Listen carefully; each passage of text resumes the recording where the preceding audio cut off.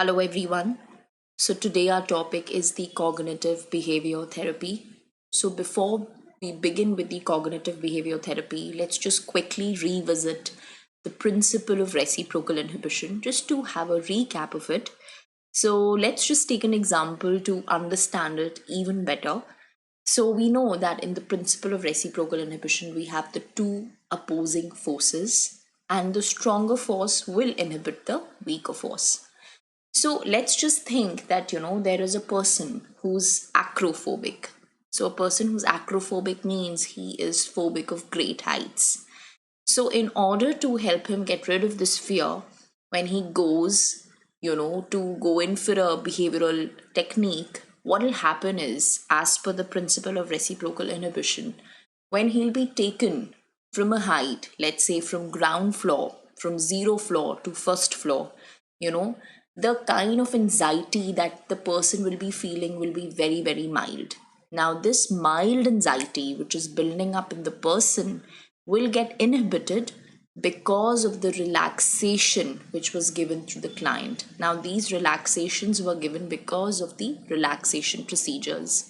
When the relaxation procedure was used right in the beginning, it helped the client to completely get rid of this mild anxiety which he was feeling right when it started, when he was moving from ground zero, the ground floor to first floor. Now once the anxiety is over, the entire process will be repeated. Now, when going from first floor to second floor, again the anxiety, when it starts cropping up, again the relaxation procedures will be given, relaxation will be built, and again it will, in a way, subside or inhibit the anxiety which is building up. Once the anxiety subsides, they move on to the next stage. Again, the procedure is repeated. So this is how a person who could be phobic of anything, we took example of heights, will ultimately be able to reach the topmost floor of the building or any other place for that matter, and will be able to experience this kind of relaxation. So this is how the principle of reciprocal inhibition works. Now, coming to, of course, the topic, which is the cognitive behavior therapy, CBT. So this is a therapy which is very short, it's yet very, very effective, and it can be used, for a range of disorders. So we do have disorders like anxiety, we have depression, we do have panic attacks. We also have like disorders like the borderline personality. So in the borderline personality, of course, it's all characterized by extremely unstable moods, unstable behavior, unstable relationships. So all of these kind of disorders can be treated by using the cognitive behavior therapy. What sort of approach does this therapy adopt? It adopts a biopsychosocial approach. Now, what is this biopsychosocial approach? This kind of approach, it can be used, whenever you need to treat the client who probably could be going through distresses across these three areas. So all the three areas, it could be related to the biological side, it could be related to the psychological side, also related to the social realms.